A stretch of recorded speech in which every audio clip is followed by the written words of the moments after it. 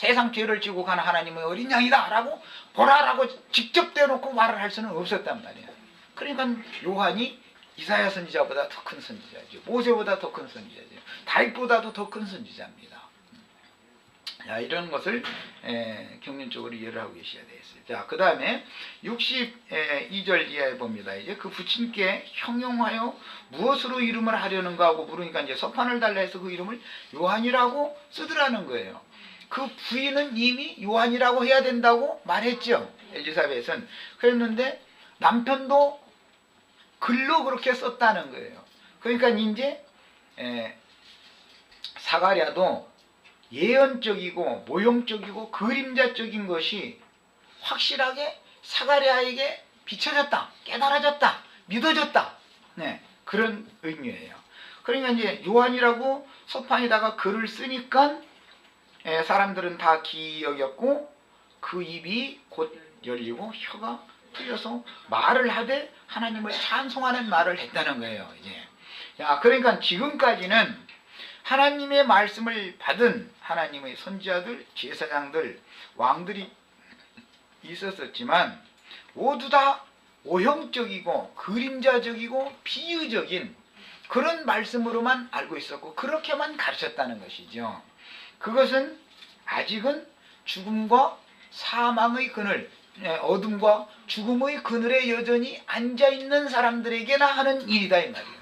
그거는 그러니까 예수님이 오셔서 직접 말씀을 전하시기 전에는 모두 갈릴리 해변에 있는 죽음과 어둠과 죽음의 그늘에 앉은 자들에게 큰 빛이 아직 비춰지기 전이죠. 이런 상태를 말하는 거예요. 그런데 지금 사가랴가 이제 입이 풀려서 말을 하게 됐다고 그랬습니다.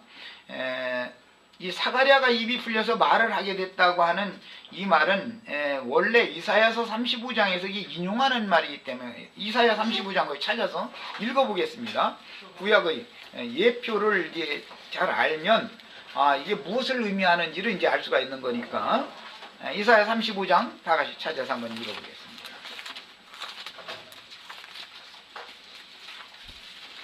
이사야 35장 3절부터 10절까지 읽겠습니다.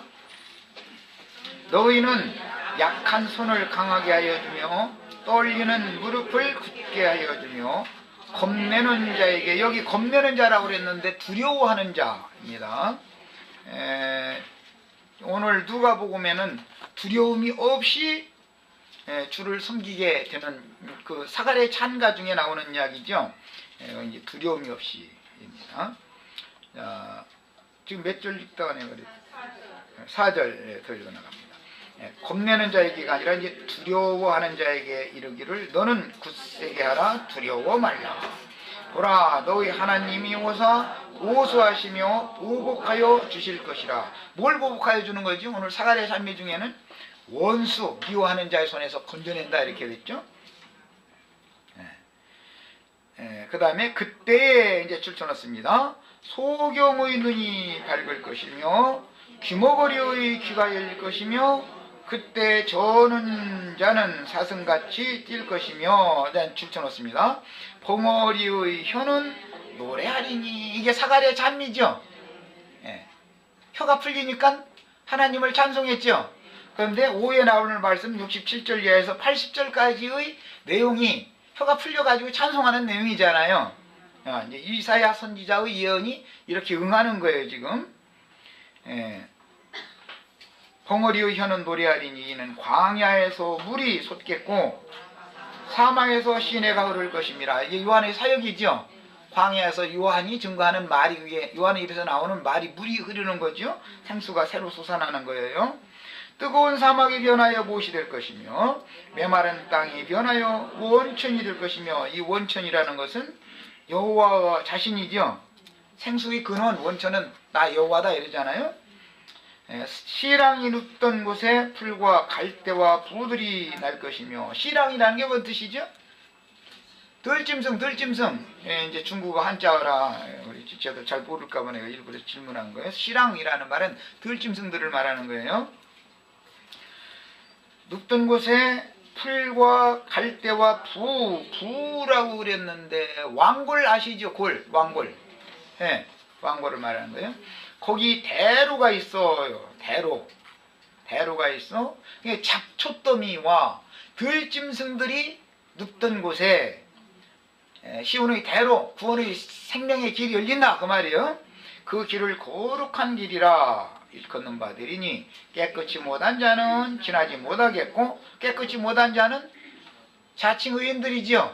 서기관 바리새인 율법사, 나는 의로운 자다 하는 사람들은 그 새 길을 지날 수 없어요. 깨끗이 못한 자는 지나지 못하겠고 오직 구속함을 입은 자들을 위하여 있게 된 것이다. 그러니까 그 새 길은 구속함을 받은 자들만을 위하여 열려진 새로운 길이죠. 이제 이거 새롭고 산 길이다 그래요. 우매한 행위는 이것은 믿지 아니하는 자들을 말하는 신앙생활을 하지만, 우매한 행위라는 것은 사가랴까지의 모든 어둠과 사망의 그늘에 앉은 자들은 전부 우매한 행인들이죠. 하나님의 말씀을 받아도 깨닫지를 못해. 그건 우매한 행위예요. 우매한 행위는 그 길을 범치 못할 것이며, 거기는 사자가 없고 사나운 짐승이 그리로 올라가지 아니하므로 그것을 만나지 못하겠고, 여기 사자라고 하는 건 왕들을 말하는 거예요. 세상의 어떤 권세자들 상징입니다.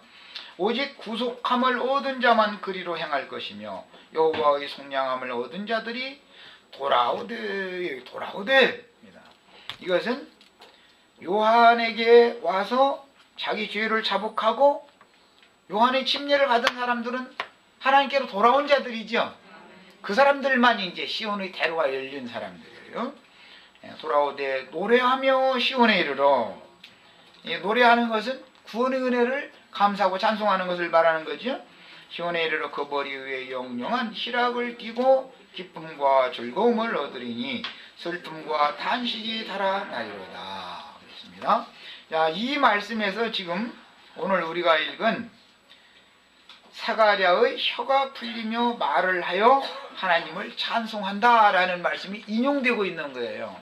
그럼 이제 구체적으로 혀가 엉켜 있는 것을 이제 상징으로 말을 한 것은, 하나님의 이상과 계시를 받았을지라도 정확하게 자기 마음에 정확하게 확증받은 것이 없을 때는 혀가 엉켜있는 상태로 상징이 되어지고, 그런 사람은 말보다는 벙어리는 반드시 귀도 먹게 돼 있죠.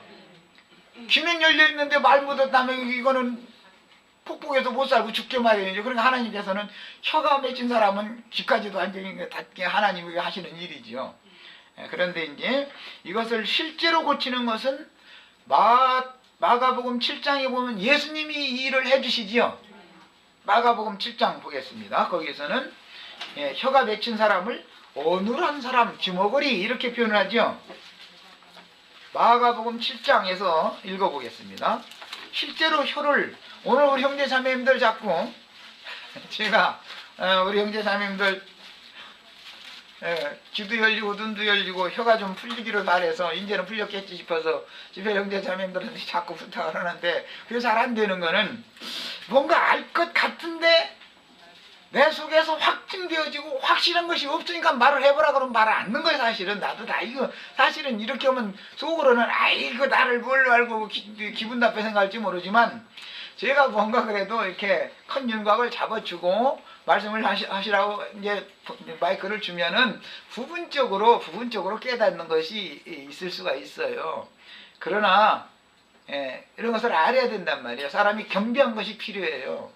하나님의 종으로서 하나님의 교회를 인도하는 어떤 예언을 한다라는 것은 쉬운 것이 아닌 거예요.